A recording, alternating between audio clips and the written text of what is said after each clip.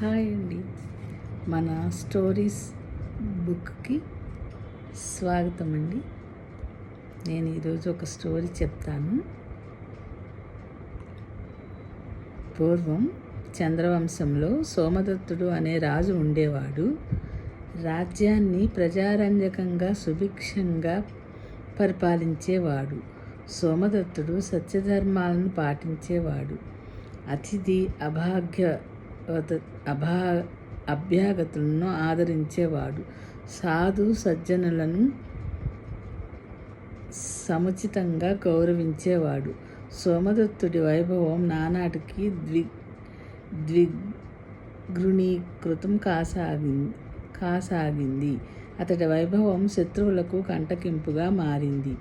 ఎవరికి వారే అతడిపైకి యుద్ధానికి వెళితే ఎదిరించటం సాధ్యం కాదని తలచి శత్రువులందరూ సోమదత్తుడికి వ్యతిరేకంగా జట్టు కట్టారు. అందరూ కలిసి అతడిపై యుద్ధం చేసి అతడి రాజ్యాన్ని కైవసం చేసుకోవాలని తీర్మానించుకున్నారు. శత్రువులందరూ అదను చూసుకుని సోమదత్తుడి రాజధాని మహిష్మతీపురాన్ని నలువైపుల నుంచి ముట్టడించారు. శత్రువుల దురాక్రమణ సంగతి తెలియగానే సోమదత్తుడు సైన్యాన్ని ఆయత్తం చేసి యుద్ధానికి బయలుదేరాడు. వేలాది అక్షోహిణుల చతురంగ బలాల మధ్య భీకర యుద్ధం సాగింది. యుద్ధంలో లక్షలాది మంది సైనికులు ప్రాణాలు కోల్పోయారు. లక్షలాదిగా గజ తురగాలు నేల కొరిగాయి.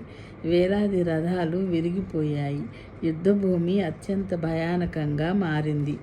దేవ దానవ సంగ్రామాన్ని తలపించేట్లు ఏళ్ల తరబడి సాగిన ఆ యుద్ధంలో దురదృష్టం వెంటాడగా సోమదత్తుడు ఓటమి పాలయ్యాడు. శత్రువులు అతడి రాజ్యాన్ని ఆక్రమించుకున్నారు. రాజ్యం శత్రువశం కావడంతో సోమదత్తుడు తన భార్య దేవికతో కలిసి అడవిలోకి చేరుకున్నాడు. అడవుల్లో ప్రయాణిస్తుండగా వారికి గర్గమహాముని ఆశ్రమం కనిపించింది. మహర్షిని ప్రార్థిస్తే తమ కష్టాలు తీరవచ్చని భావించింది దేవిక. ఆమె ఆశ్రమం వద్దకు చేరుకుని గర్గమహాముని ముందు మోకరిల్లింది. మహర్షి శరణు శత్రువుల చేతిలో ఓటమి చెంది నా పతి రాజభ్రష్టుడయ్యాడు. భర్తతో కలిసి నేను అడవుల పాలయ్యాను. నా పతిని మీరే రక్షించాలి అని ప్రార్థించింది. గర్గమహాముని ఆశ్రమం వెలుపలకు వచ్చాడు. ఆశ్రమం వెలుపల దీనవదనంతో నిలుచున్న సోమదత్తుడు కనిపించాడు. గర్గుడు రాజదంపతులను ఆశ్రమం లోపలికి తీసుకువెళ్ళాడు. రాజా, ఇది గార్గ్యాశ్రమం. ఇక్కడ భయమేమీ లేదు. నీకొచ్చిన కష్టం దుస్సాహమైనది. విజయసిద్ధి కలిగించే మంత్రాన్ని నువ్వు అనుష్ఠించలేదు. అందువలనే నీకు ఈ దుస్థితి వాటిల్లింది. ఎలాంటి కష్టాలు వాటిల్లినా ధైర్యం రాజలక్షణం. ధైర్యంగా పరిస్థితులకు ఎదురొడ్డమే క్షాత్రధర్మం. అందువల్ల ధైర్యంగా ఉండు, పరిస్థితులు చక్కబడతాయి అని సోమదత్తుడికి నచ్చచెప్పాడు గర్గమహాముని. మునీశ్వర, నా కష్టాలు గట్టెక్కే మార్గం బోధించండి.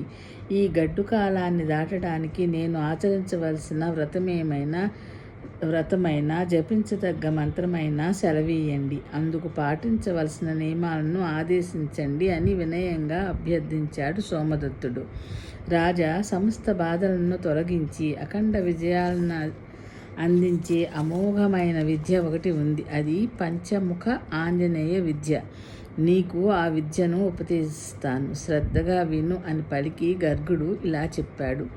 వైశాఖ మాస కృష్ణపక్ష దశమి రోజున కానీ, ఆ తర్వాత వచ్చే అమావాస్య రోజున కానీ, మాఘం మొదలుగా మొదటి 5 మాసాలలో వచ్చే మొదటి శనివార దినాలలో కానీ, మృగశిర నక్షత్రం వచ్చే రోజున కానీ, శ్రావణ పౌర్ణమి రోజున కానీ, కార్తీక శుక్ల ద్వాదశి రోజున కానీ, మార్గశిర శుక్ల త్రయోదశి రోజున కానీ హనుమద్ వ్రతాన్ని భక్తి శ్రద్ధలతో ఆచరించాలి.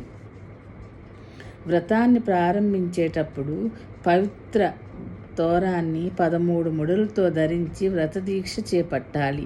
బంగారం, వెండి, రాగి వంటి లోహపు రేకుల మీద చెక్కిన హనుమత్ యంత్రం కానీ, భూర్జ పత్రం లేదా తాళపత్రం మీద గీసిన యంత్రం కానీ, లేదా పిండిలో గీసిన యంత్రం కానీ, పూర్ణ కుంభం లేదా హనుమత్ ప్రతిమను కానీ పూజా మండపంలో నెలకొల్పి ఆవాహనాది షోడశోపచార పూజ చేయాలి.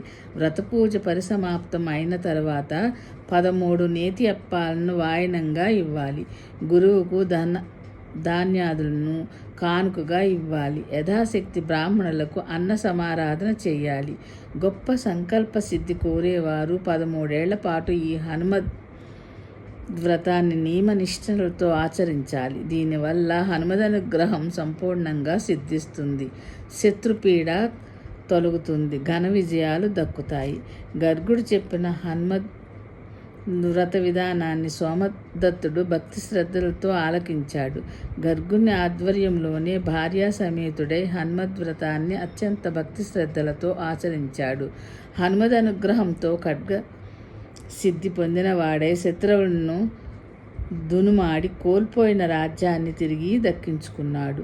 రాజ్యాన్ని తిరిగి పొందిన తర్వాత సోమదత్తుడు గర్గుడిని తన పురోహితుడిగా నియమించుకున్నాడు. ఆయనకు ఘనంగా ధనధాన్యాలను, గోవులను సమర్పించి సత్కరించాడు. ఇది ఈరోజు కథ సమాప్తం. Thank you.